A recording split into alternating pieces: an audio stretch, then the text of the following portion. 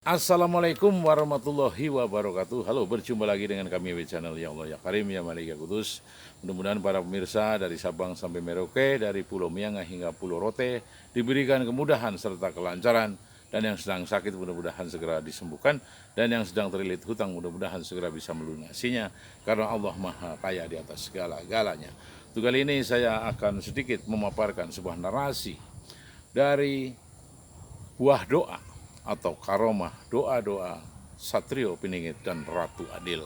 Nah, sebuah tansil, sebuah riwayat dijelaskan bahwa saat Nabi Ibrahim alaihissalam serta Siti Hajar, dan saat itu Nabi Ismail masih kecil, berangkatlah beliau ke Mekah Al-Mukarramah atau di Ka'bah Baitullah. Dia membangun Ka'bah saat itu. Lantas bahwa Nabi Ibrahim pergi ke sebuah tempat untuk mengadu dan berkeluh kesah atau menyampaikan sebuah tentang gundah gulananya hati beliau kepada Sang Halik, Sang Pencipta alam semesta ini. Lantas bahwa Siti Hawa ditinggalkan beberapa hari dengan Ismail. Namun karena bahwa Sang Ratu Adil, Siti Hawa adalah orang yang sangat betul-betul salehah. Dia tidak pernah protes, tidak pernah menegur pada suaminya yang sedang betul-betul bertafakur serta bertawadu dan istiqomah kepada Sang Pencipta, Sang Halik, Sang Pencipta alam semesta ini, yakni Allah Azza wa Jalla, untuk memberikan petunjuk atas apa yang harus beliau lakukan di muka bumi ini sebagai seorang khalifah atau rasul. Sehingga bahwa Nabi Ibrahim alaihissalam menengadahkan tangannya untuk diberikan sebuah petunjuk, serta beliau berdoa. Berdoa untuk siapa? Berdoa kepada umatnya, untuk umat-umat yang akan datang, yang lantas diteruskan oleh Musa, oleh Daud, dan juga oleh Nabi Isa alaihissalam, dan juga sebagai penutup adalah Rasulullah Muhammad sallallahu alaihi wasallam, bahwa dunia ini harus dipimpin dan dipegang oleh orang-orang yang amanah, orang-orang yang benar-benar mempunyai hati nurani yang sangat suci, bersih, serta tidak mempunyai kepentingan-kepentingan atas ketamakan dan keserakahan untuk menguasai dunia ini.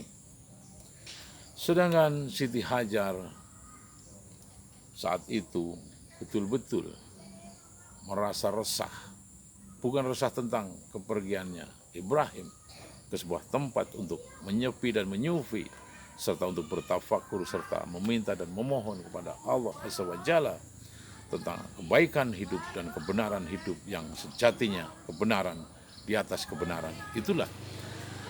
Namun tidak akan pernah putus asa Siti Hajar untuk mencarikan air untuk Ismail. Lantas beliau pergi, berlari sana kemari, pergi lagi, tidak ditemui lagi setitik air dan mungkin mata air di padang pasir tersebut. Beliau melihat fata morgana, kejarlah fata morgana, disangkanya air atau kubangan air. Ternyata tidak ada di situ, hanyalah suatu ilusi, bahwa ini merupakan sebuah contoh dan tansil pula. Janganlah kita selalu atau senang memburu dan mengejar sebuah ilusi yang tidak ada arti buat kehidupan kita, yakni bahwa kita akan sia-sia di dalam kehidupan ini. Carilah sebuah kenyataan, karena kenyataan adalah fakta. Fakta bukanlah fiksi, ya kan? Di situ. Jadi beliau langsung terus mencari dan mencari, berusaha dan terus berusaha untuk mendapatkan air, karena Ismail butuh air. Lantas dengan sangat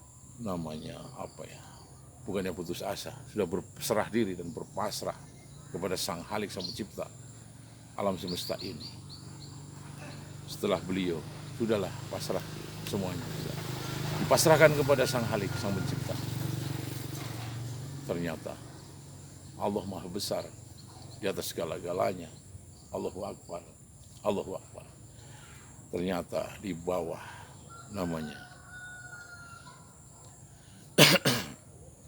badan Ismail keluarlah air, mata air yang disebut Zam-Zam. Zam-Zam itu adalah ungkapan atau ucapan dari para muslimin dan muslimat bahwa Zam-Zam adalah berkumpul. Jadi berkumpulnya air itu namanya Zam-Zam.